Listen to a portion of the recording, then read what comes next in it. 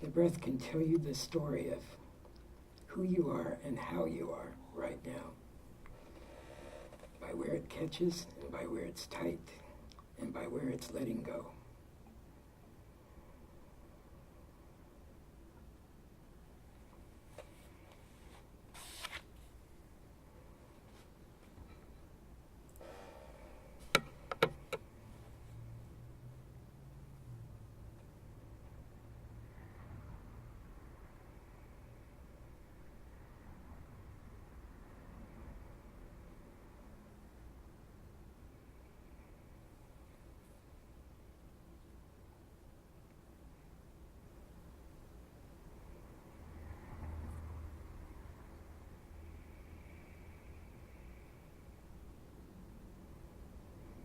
Okay, as you're breathing,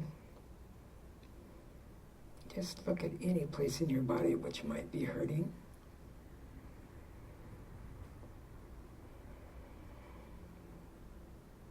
There might be a little bit of pain, or a lot of pain, whatever it may be.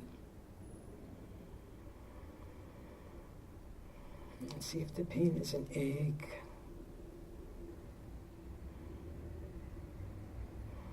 or a throbbing, and sometimes a stabbing,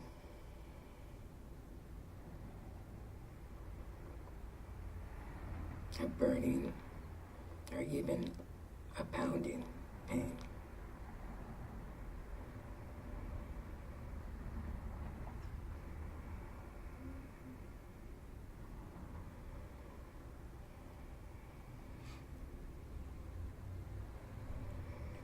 See if it's in the muscles, or in the bones, or on the flesh.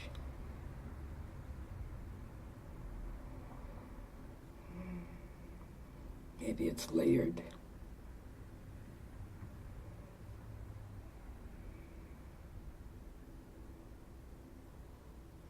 Maybe it's continuous or sporadic.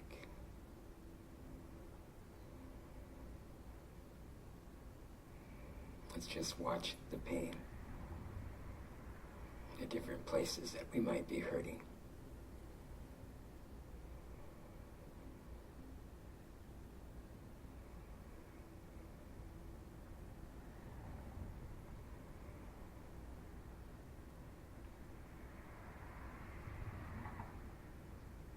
And if it becomes too intense, just go back to your breath and rest there.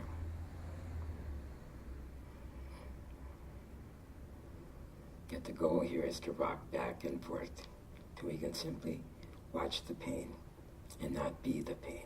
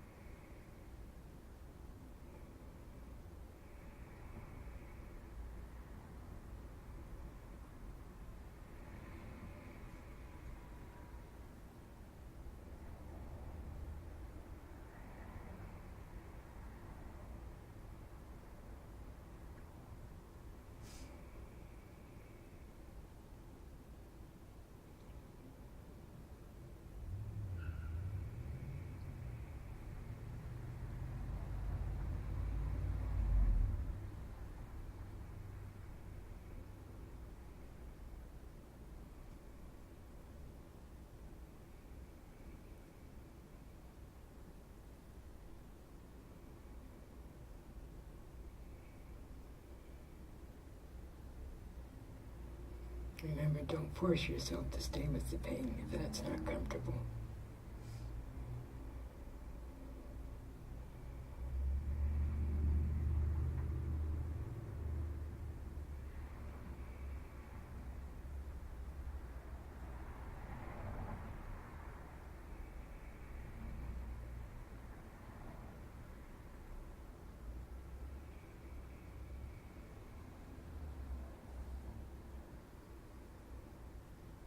Okay, we're going to go to a second stage. This one's Tibetan.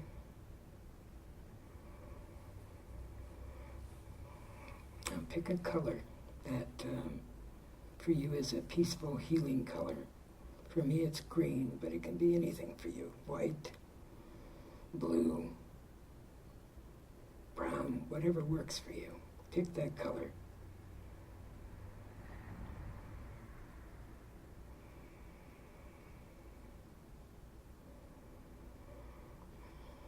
And as you inhale that color into your diaphragm.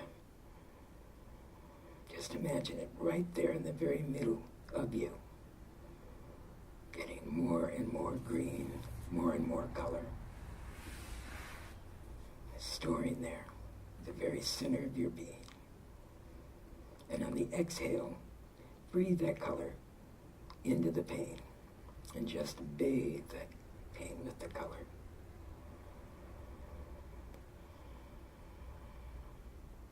It's one of the things I did with my cancer, and it really helped.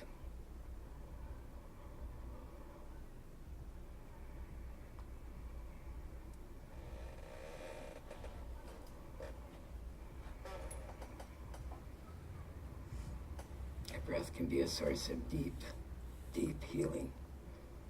Let that color just go into every single cell that's hurting. And bathe and refresh it. Make it full.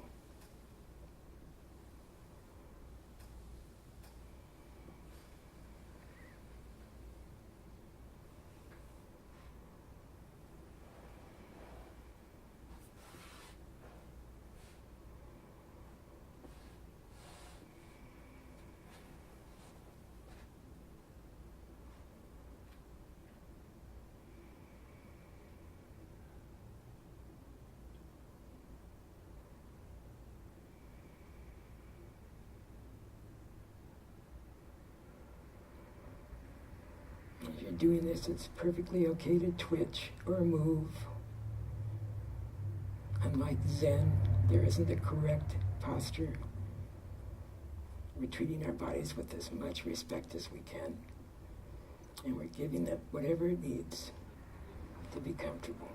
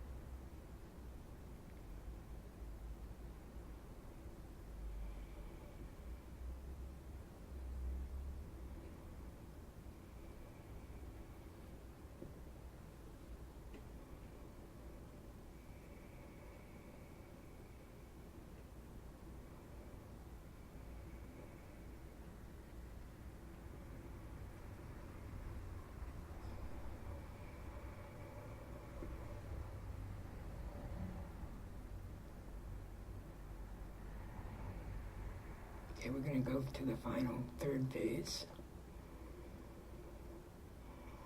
There will be times when, on a scale of 10, the pain is 9 or 10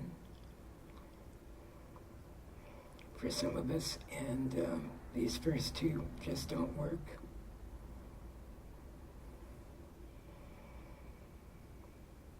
So what do you do then if you're by yourself and the pain is just such that you want to scream, or you do scream?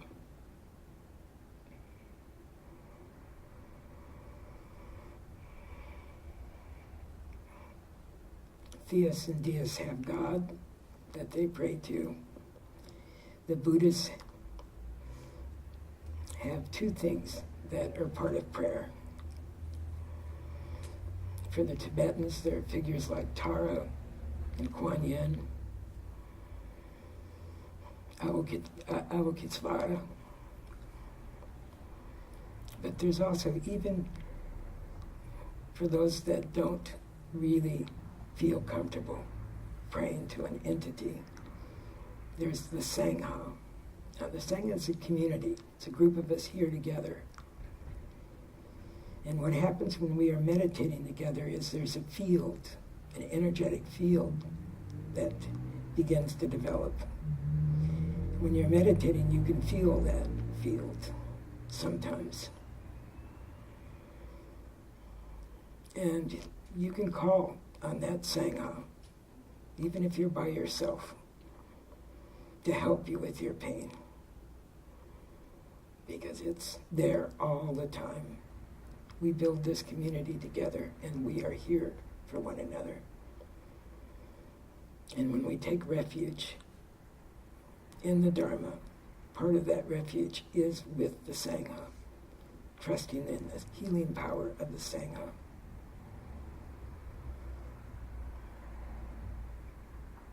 So what I do is I just say, Sangha, this pain is beyond what I can handle. I need help. Help me. I've done this 8 times in my life, and 7 out of 8 times I've been helped. The other time I had to go to ER, but that's that. But 7 times when I used this third phase, I was helped.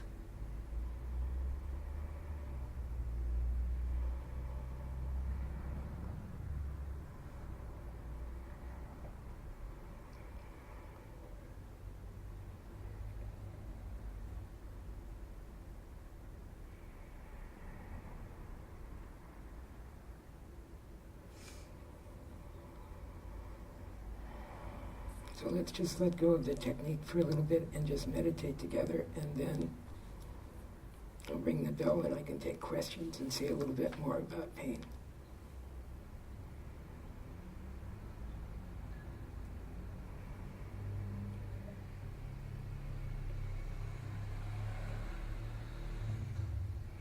Just let go of technique now and just be with the breath.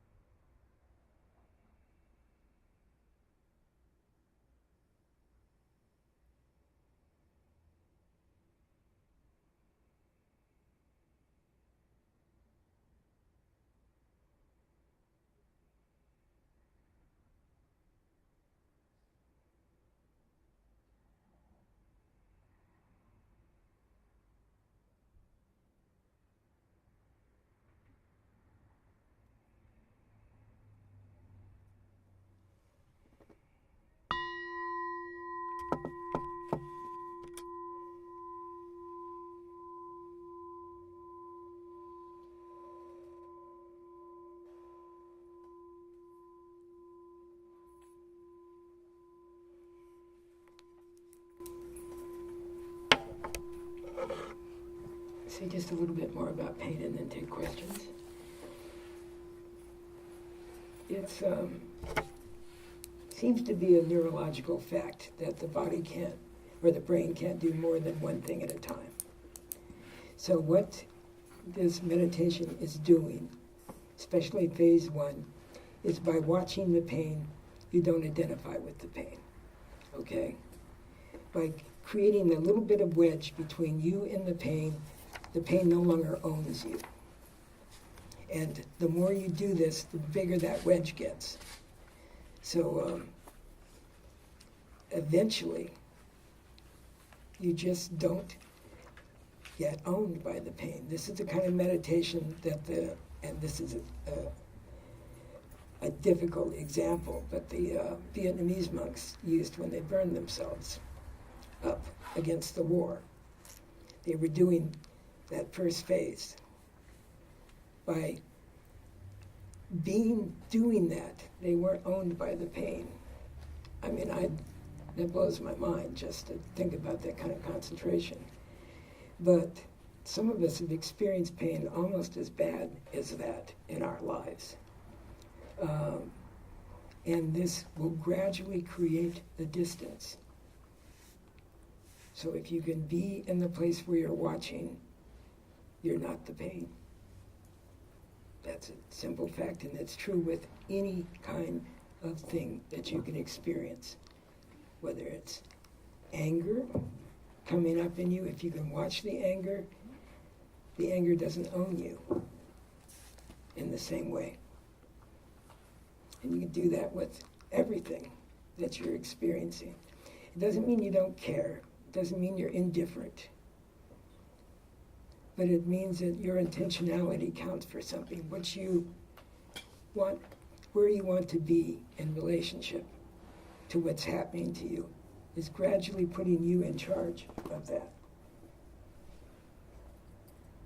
So that you're not a victim, a passive victim of what's happening to you. When I was in jail, I was put into solitary confinement for wising off to some of the guards. And after I was beaten up by them, I was in a cell with no books, with nothing to do. And I did this meditation there for the 6 days I was there. And it worked. It kept me sane, because my mind was squirrely, just really angry at the way I was being treated. And I just had to create a little bit of distance. And this did it for me. There are, especially in this culture, the dominant culture in this country and in the West, ways of alienating ourselves from being in these bodies.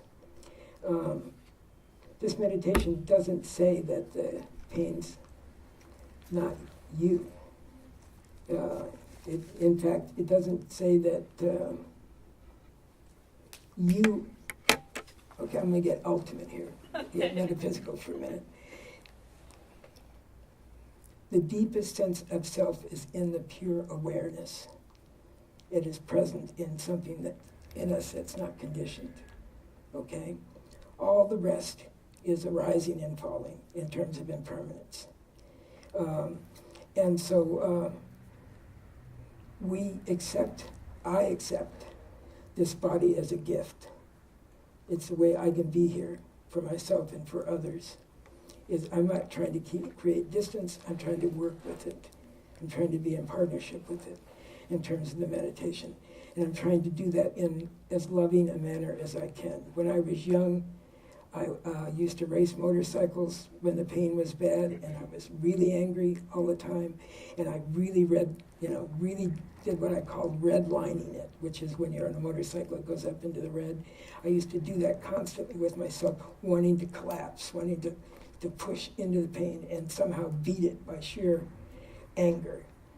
And that went nowhere. It accomplished nothing. And it ended many relationships I had when I was young, because I was a real, I won't say the word here, but I was bad news. Yeah. And so I think you are on the verge of understanding that. Try to be as generous as you can with the process. There's a wisdom that's growing in you. It'll take a while. It took me 10 years. I think you're going to get it much faster than that, much faster. So if you can, just be as generous. It's birthing right now.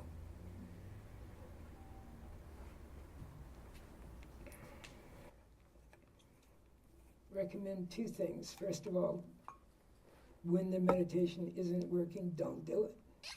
Okay. Second of all, if you can, investigate it.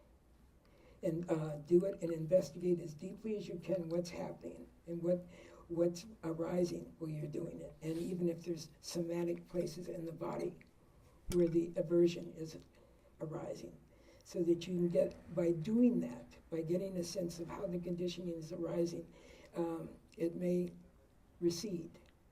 And at some point you may be able to do the meditation. But no, never do something that is not working for you. Just don't. I have a question. Oh. Can you, the question is, what is pain? Or I could elaborate, but. It's the ultimate question. Thank you. Okay. Let's talk about pain and let's talk about suffering. All right? Pain is the hardwired somatic response to discomfort in its operation of the body and or emotional trauma. Okay, that's pain. The subjective response to that is suffering. Some of us can't touch the pain. I can't do that. I can't make the pain go away. I don't have any magic. But I can completely change my relationship to suffering.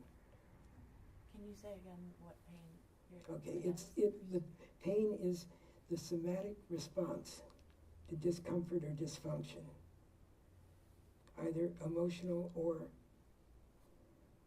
physical in the body. It's a hardwired function in us. Nature gives it to us to warn us that something's wrong.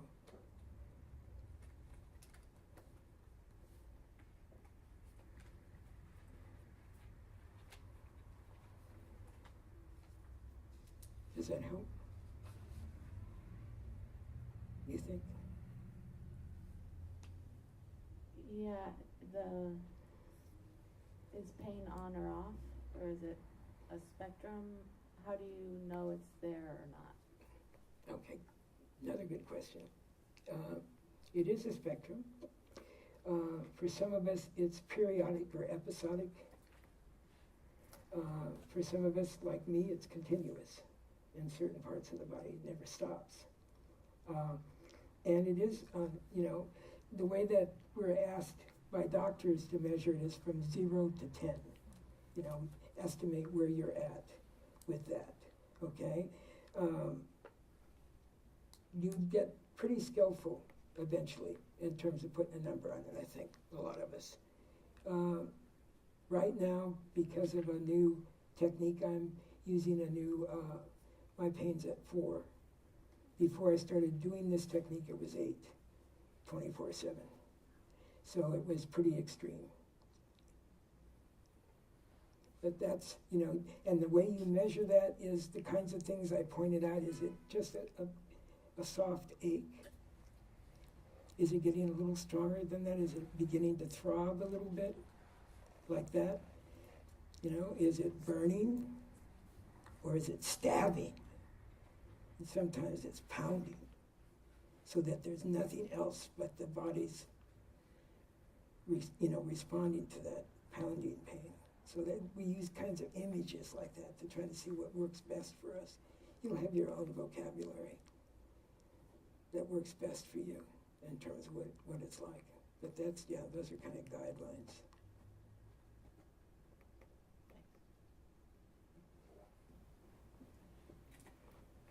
First of all, most emotional pain has a somatic referent. That means we can usually feel it someplace in our body. The emotional pain is, I was sexually abused as a child, okay? I had episodic remembrance of that until about 5 years ago when I finally, and I'm 74 now, so I mean, that was a long time to have to carry that. And I was finally able to let it go. What I learned to work with was my subjective response to it. That's what I used meditation with. When the hurt was there, I felt it in the part of my body that was abused. And as much as I could, for me, the color meditation helped me with the sharpness of that. And then I did what you talked about. I deconstructed my subjective response gradually over time so I could let it go. Mm-hmm. Okay. It's been a privilege to be with you. Thank you very much. Namaste.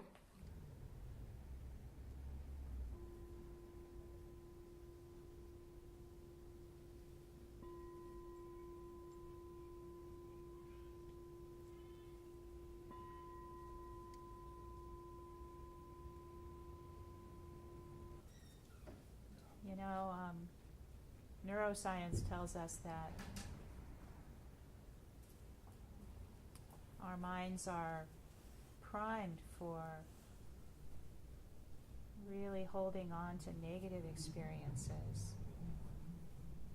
But the pleasant experiences tend to slide on by.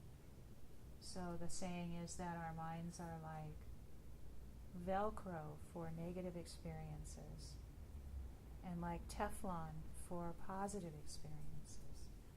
So what that means is that if we are to take in the positive, we need to spend some time. We need to reinforce it, to allow the experience to be absorbed by the mind, to allow the reality that this is possible to sink in. It's really about, well, like I said, for me in the story about my walking and tuning into someplace that felt pleasant allowed me to be more motivated to do the exercise and to be more present than to default to the mind's usual habit of going to a place where there's some pain, or like my mind also goes to like, well, yeah, I'm walking and I'm doing my exercise, but I'm so slow. I really need to be faster, or comparing myself to runners or something like that, which is obviously very self-defeating. So going to a place where I can feel pleasure in the moment in some very wholesome way, like just feeling my clothes on my body,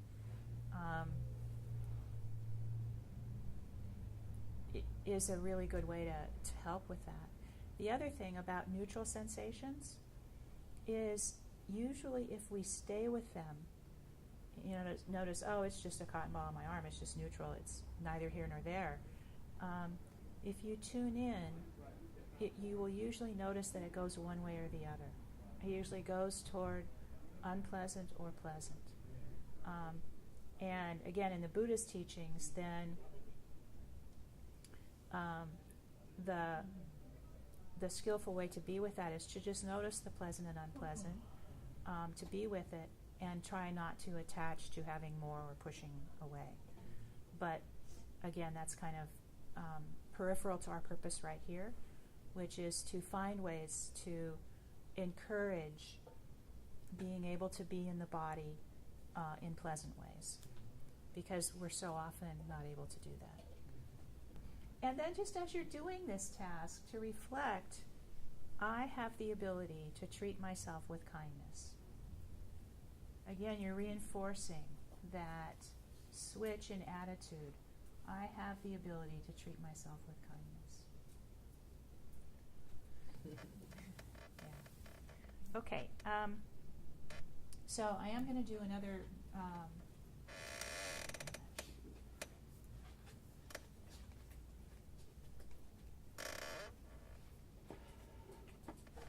to do another short guided meditation, and then we will have some time in interaction with each other.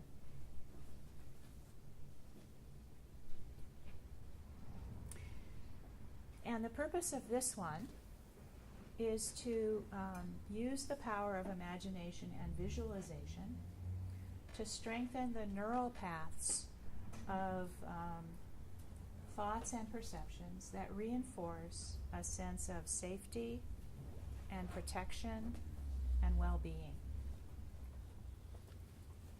So again, I invite you to really get yourself in a comfortable posture that invites as much ease as possible.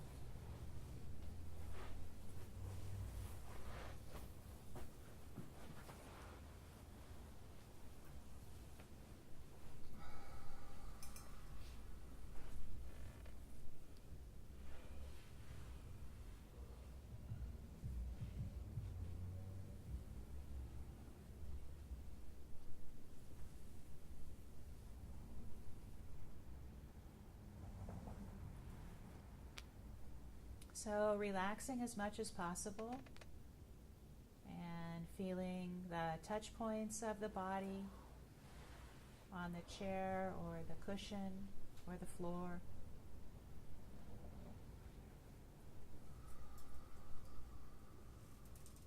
Allowing yourself to sink into the support underneath you.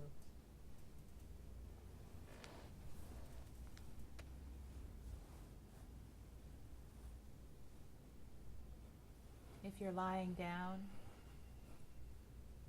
yielding your body as much as possible to the earth, to the support of the earth.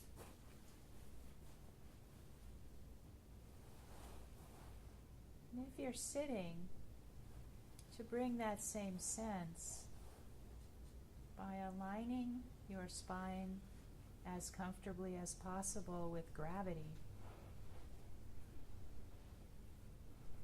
so that you can allow the bony structure of your body to hold you up, and the muscles can relax.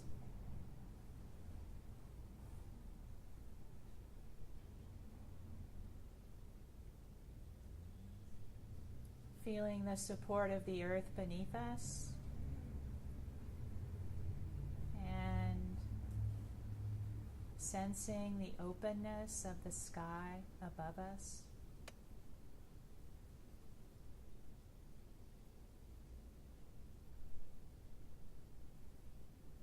Allowing relaxation to one level deeper.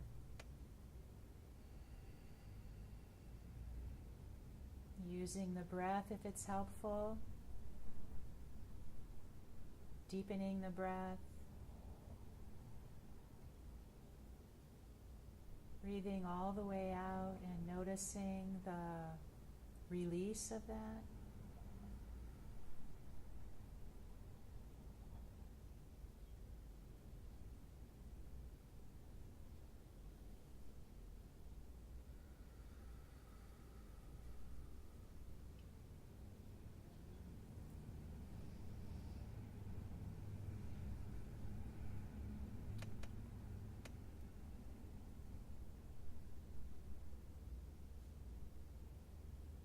And now visualizing a place that you've either been to or would like to be in, or a place that's completely made up, that brings a sense of ease and safety and comfort.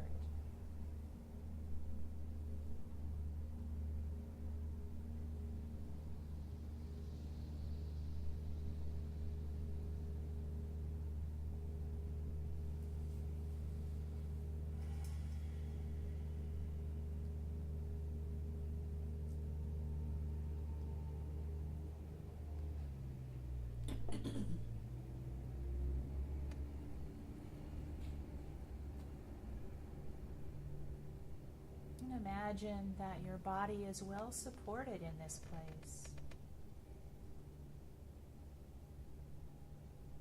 Maybe there's a pile of pillows that are perfect for you. Maybe there's a warm rock at your back, or a tree root that's cradling you.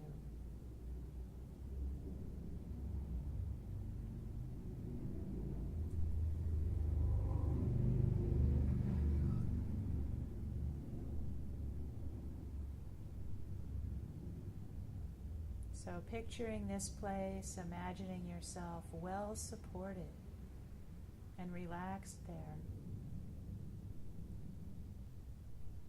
Begin to look around this place, looking to the left, and up above you,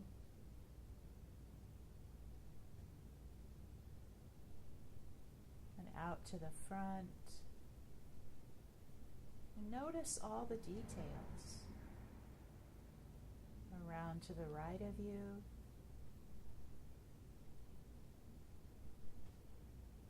even picturing what's behind you in this scene.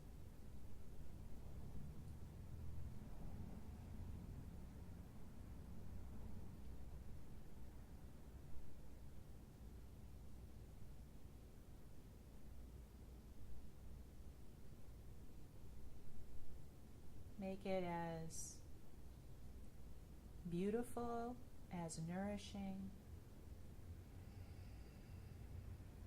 as it can be.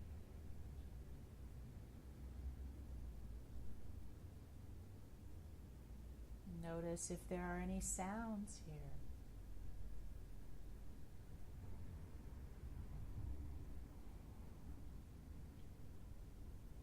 Any smells.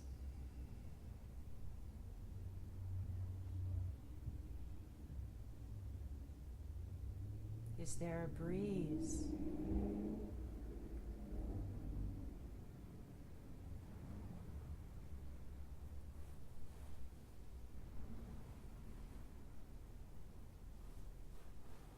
Make this picture as rich as possible.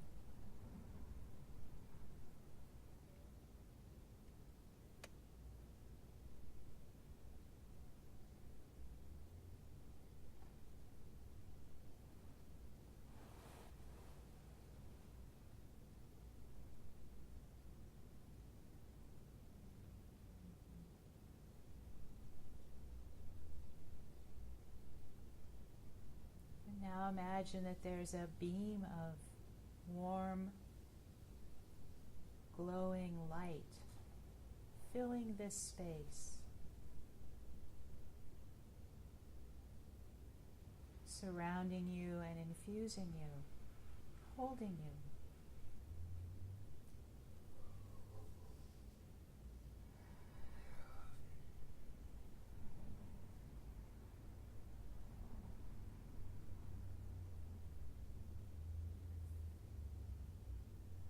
Allow yourself to take that in, the warmth,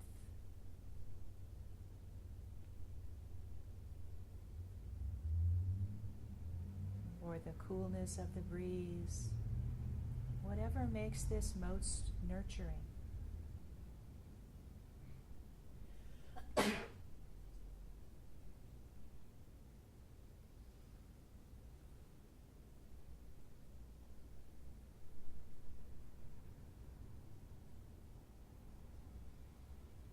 And now bring in protective beings all around you. Perhaps your ancestors,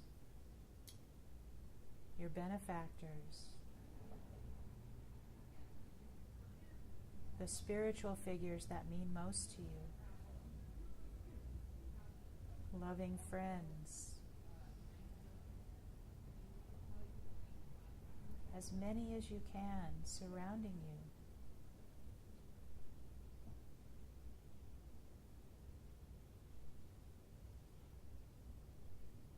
These protective beings could include animal companions, ancient trees or mountains,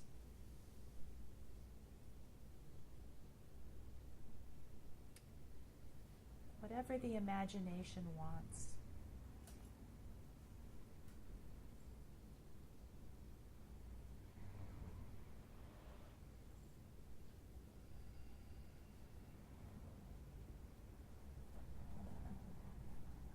Imagine deepening your capacity to absorb this nurturance, this safety, this ease, this comfort.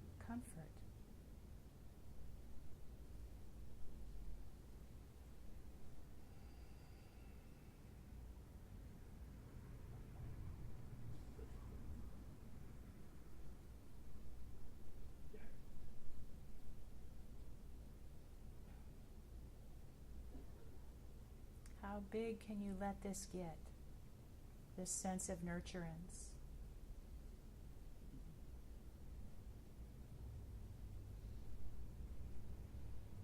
Let your capacity to hold it expand as much as possible.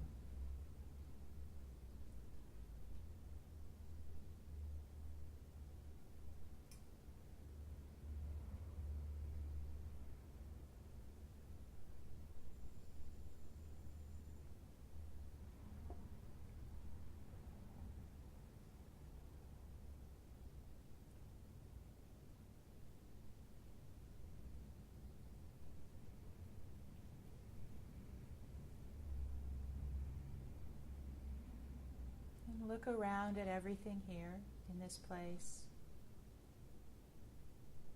These beings here with you. The sense impressions of the place. And know that this place is always there for you. Always within reach. A refuge.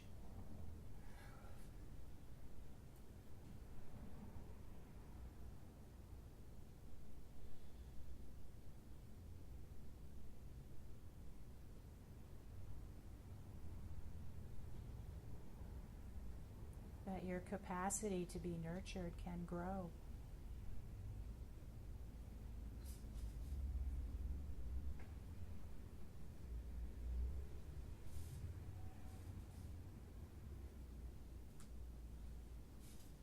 That you can find it in your daily life.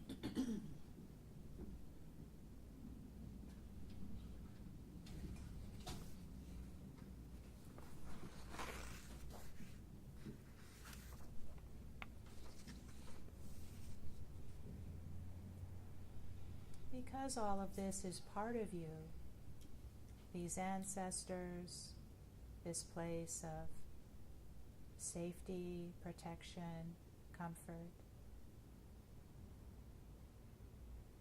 offer gratitude to yourself.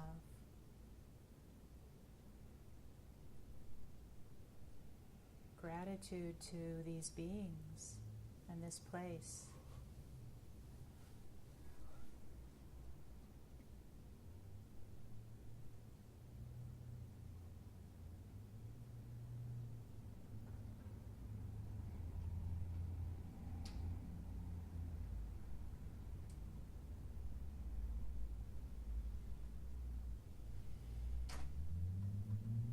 Reinforce this nurturance with phrases of loving kindness. May I be safe and protected. May I be peaceful and truly happy.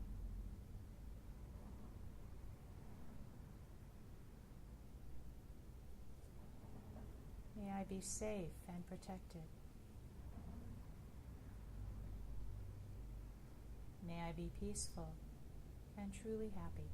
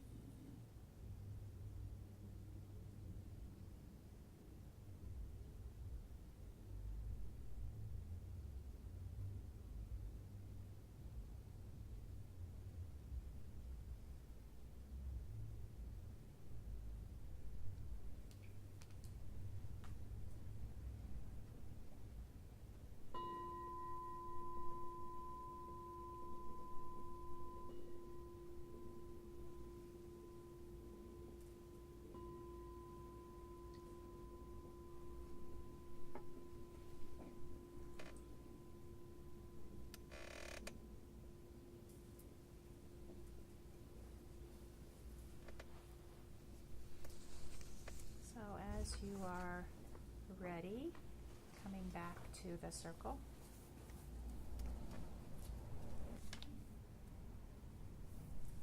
Thank you. And just a comment about sleepiness. It's great. I'm a big fan of sleepiness. And on a day like this, or any time we take time out of our regular life, sometimes what comes up is just the immense exhaustion that's there. So just to honor that. Something that's been really useful for me as I deal with sleepiness is to notice the delicious sense of relaxation as I'm falling asleep. And that's really helped me to be in my body and relax in my body. Sometimes I can carry that over, that sense, into other activities. So it's hugely useful. And so I just invite you all to really pay attention if you're sleepy, and honor it. You know, if you snore too loud, it's not a problem. Okay. So doubt is one of the classic hindrances, and it's very subtle. But you can just acknowledge that there's doubt. It's like, oh, I'm doubting myself. Okay. And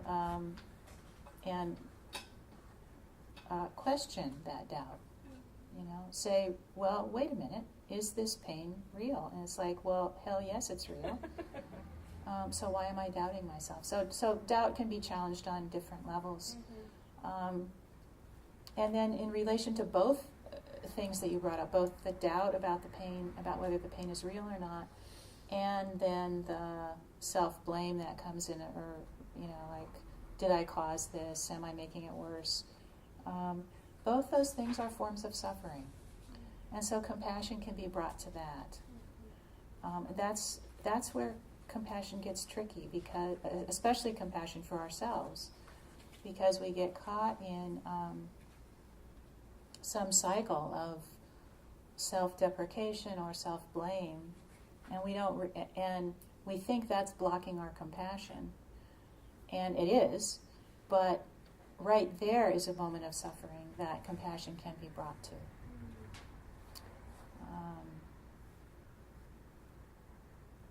And just to notice, you know, the quality of your mind when you're in that state of, was it the radish juice I drank, or was it that I danced too much last night, or was it, you know, whatever. Notice the agitation of the mind, the quality of the mind that's there in that moment will be quite unpeaceful and unsettled and unpleasant. So that may be a way to get into the compassion. There's suffering there. There's suffering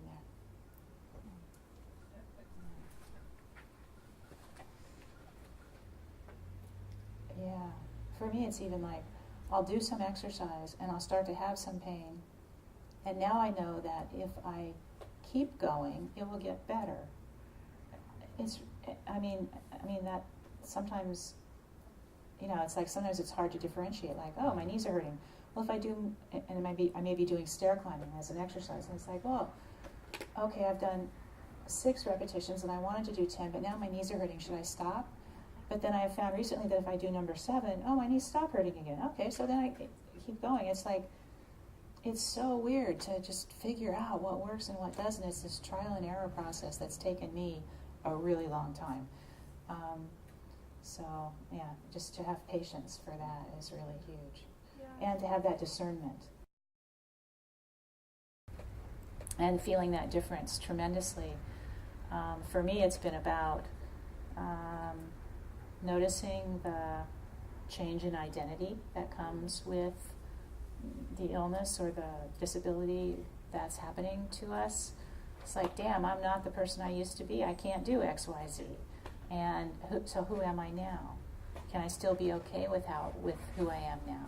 Can I still find pleasure in life with its limitations now? Those are all, you know, big questions. Because, and this may not apply to you, although it might, there's the concept of asking for and receiving help. And so that's been a long journey for me. I recently took a trip, and it was the first time I went through airports in a wheelchair. And it was like totally liberating, I have to say. Especially because my partner was pushing me for part of the time, and he was just having big fun with it. It was pretty funny, actually. But just accepting help. And so in your case, that may be, asking if your friends are going to have a pizza party or whatever, say, can we get pizza that I can eat so I can participate too? So there's sometimes ways that you can skillfully ask for your needs to be met, and you may be surprised at how gracious your friends are around that.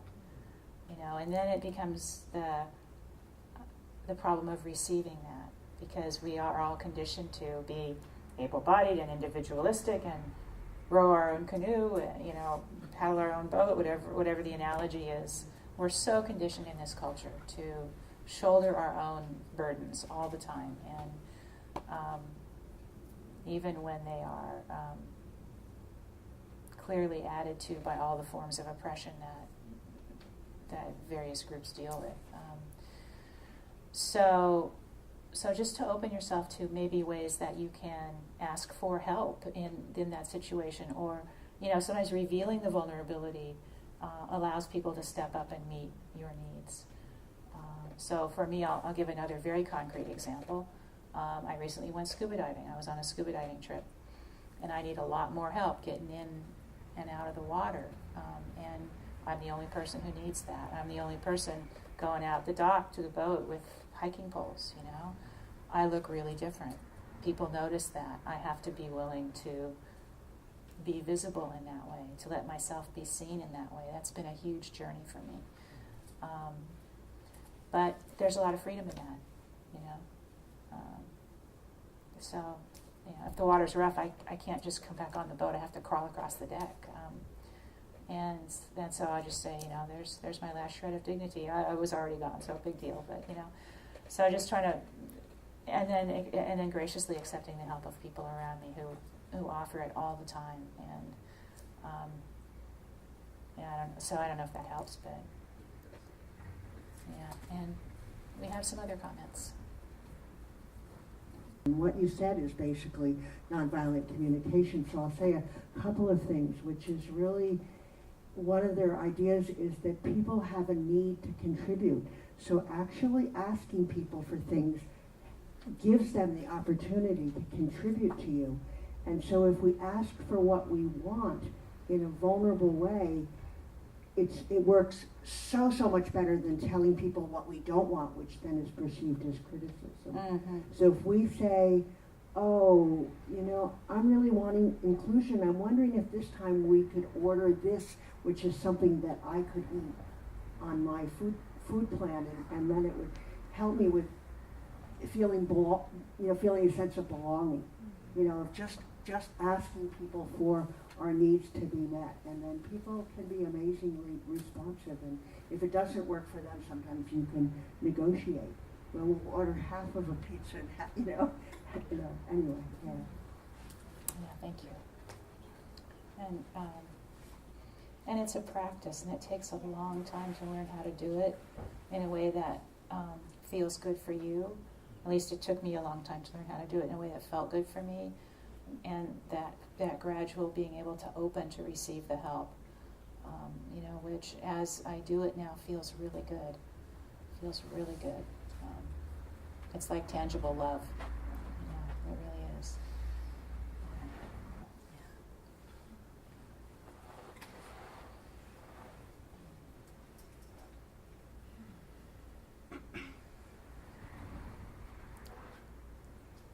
Okay, well, we're going to do the last little piece here, which is on joy. So I'm going to talk just briefly about joy, and then we're going to do a little silly stuff. Part of our work in meditative practice and in healing work and in life is to uncover our joy, is to uncover things that bring us joy. In the Buddha's teachings, joy is taught as one of the 4 facets of love, so it's considered related to loving kindness and compassion, which we talked about earlier. There are 2 other aspects to that system: sympathetic joy and equanimity. And I'm not going to go into a lot of detail about those, but I'm just going to talk about the joy one for a minute. In the Buddha's teachings, it's this quality of sympathetic or empathetic joy or appreciative joy. So it's us rejoicing when others are happy.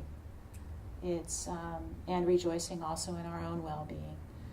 It's the joy that we might feel in seeing a child playing, or seeing that toddler come through the room today was just like, gave me a whole lot of joy.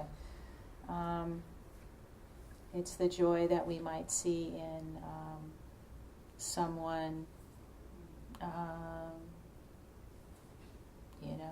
don't know, someone who's really thirsty getting a drink of water, or someone who's really been having a lot of difficulty and they are sitting down and enjoying a lovely meal with friends, or enjoying a flower arrangement that someone has lovingly put together. But because of our suffering and our traumas, it's sometimes really hard to connect with what brings us joy. It's interesting that as we work to open to our own suffering, in going through it, and going through our suffering, we can find joy. I experienced this really dramatically. Some years back, I volunteered for a while at Zen Hospice Project, and sitting with people who are dying, initially it was really difficult for me because I was a trained medical professional, right? And so when I interacted with people in hospitals, I was there to fix them or bring some solution to some form of suffering that they were having. And here I was all of a sudden sitting in a realm where I could not fix someone anymore, and I had to learn to be with that. And when sitting with someone who is dying, it's very clear the reality is up against you, that there's nothing else that can be done except for to be present with them, to be vulnerable in that not knowing of what your role is or what you can bring, not knowing what's going to be coming for them in terms of suffering. And there can be tremendous joy in that, because all that's left to do is love them. That's all that's left. That's all that has any meaning anymore. So, having been in situations where the moment was boiled down to that, and you could feel that joy come through, that aliveness, the vulnerability of feeling naked with your own fear and naked with the other person's vulnerability as they're approaching death.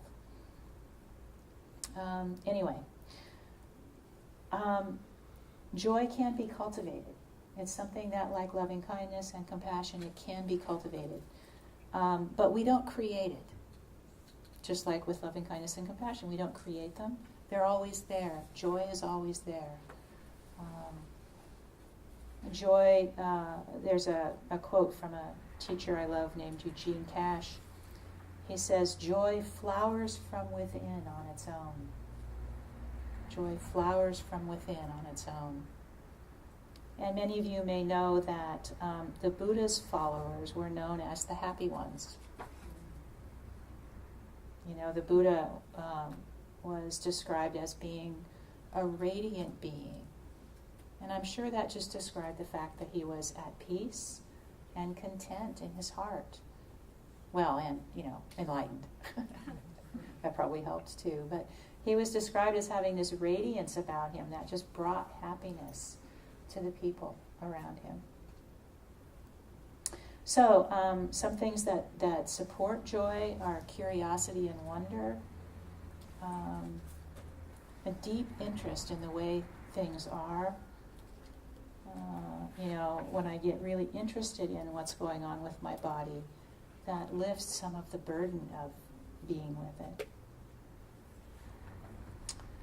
Having awe at the natural world. And the natural world, of course, includes human beings. We are all manifestations of the natural world. the mystery of this, all these amazing impermanent beings and phenomena that are coming and going. Gratitude brings a sense of joy. Generosity brings a sense of joy.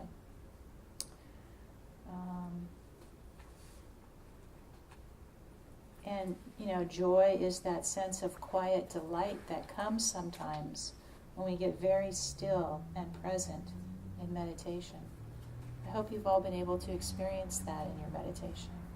I mean, not necessarily today, though hopefully, but just, that you've touched into that, where you get really still and really quiet. It's like, oh, this moment is okay. And this little bubbling of joy can come through there.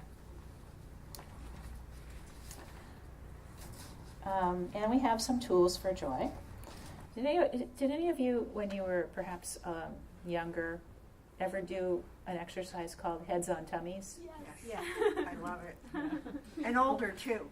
And older too. We're not going to do that right now, but it's a really good exercise. So just if you ever moved and you're with a group of people, find a place where everybody can lay on the floor. And what you want to do is lay down so that your head is on someone else's stomach. And then their head is on someone else's stomach. And then their head is on someone else's stomach. It's a little hard to get arranged. And that's why I'm not going to try to do it right this minute. Although I should have thought of this earlier. So I think that would have been really good. Anyway, the first person starts and just goes ha. And then the next person goes ha ha. And the thing is, if you can imagine this, when the first person goes ha, their stomach moves a little bit. So it moves the other person's head. And the second person goes ha ha, and it moves the third person's head. And the third person goes ha ha ha, and it moves the fourth person. Usually you don't get too far before it just becomes this contagion of laughter. And every time the person underneath your head laughs, it bumps your head.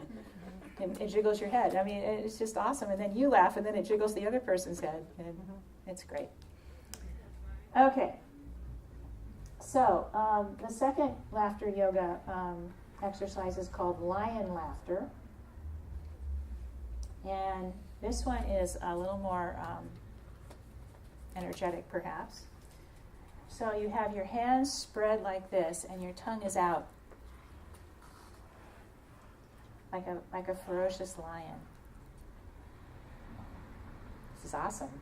This is awesome. Okay, so you hold that pose. It's working already. Okay, you hold that pose, and then you're going to roar. You're going to go, ah! And then ha ha ha. Okay, so one more time. Roar. Ah!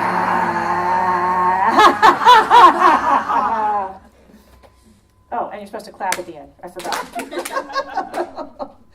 My partner's always giving me a hard time because I launch into jokes and lose the punchline, or I haven't. It's like I know the joke, but I don't set it up right, and then I don't do the punchline, and I think this is happening now. Okay, so we're going to roar, clap, go ha ha ha, and then clap. So,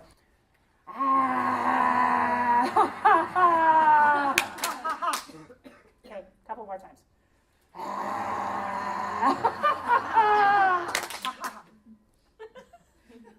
One more.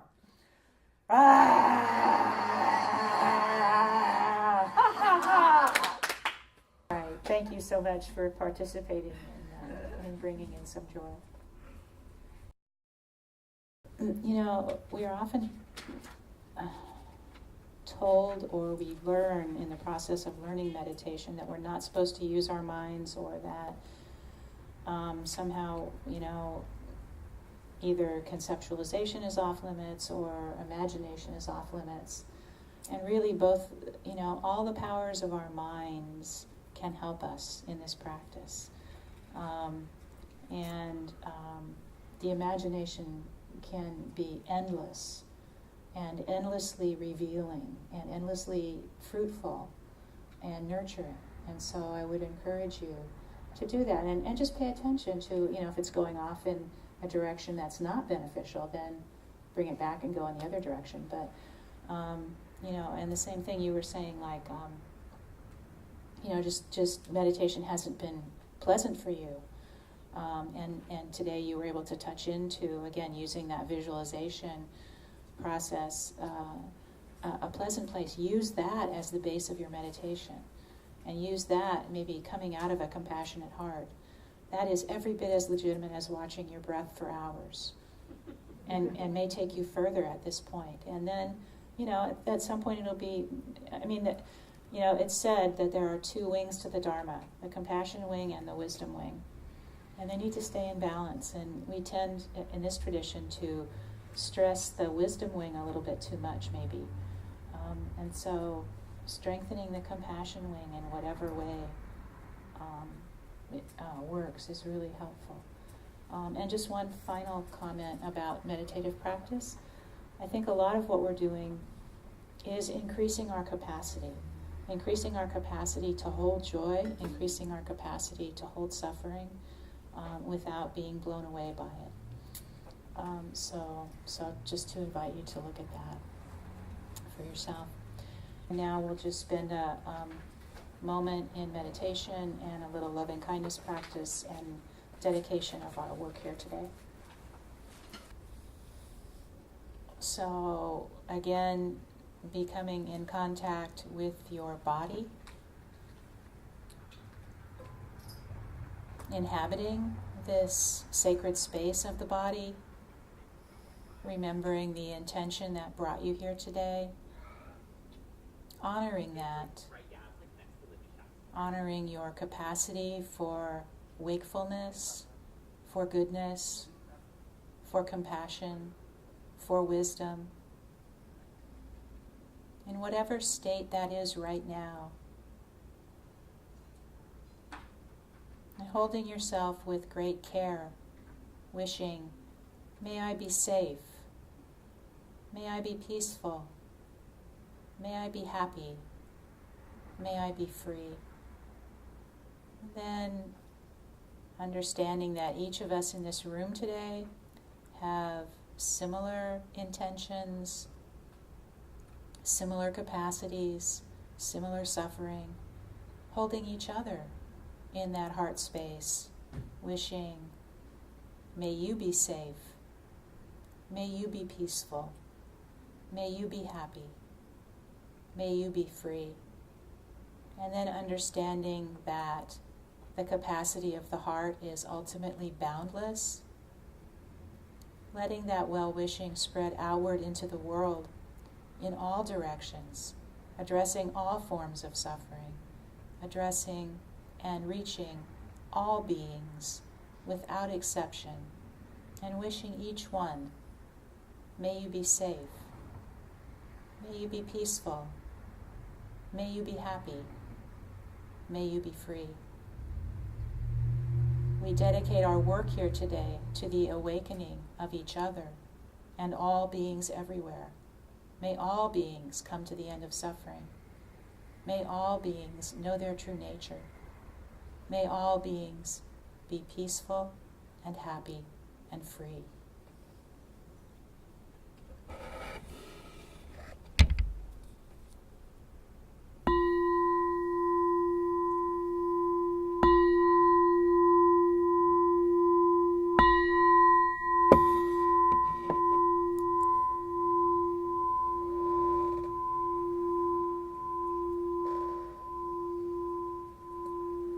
Thank you very much for being here today. Thank you for your practice and your good hearts.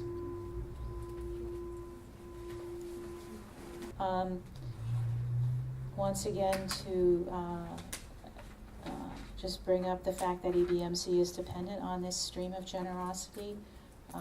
The whole structure and functioning of EBMC is a labor of love. The teachings are a labor of love. And I invite you to participate in that stream in whatever way feels appropriate for you.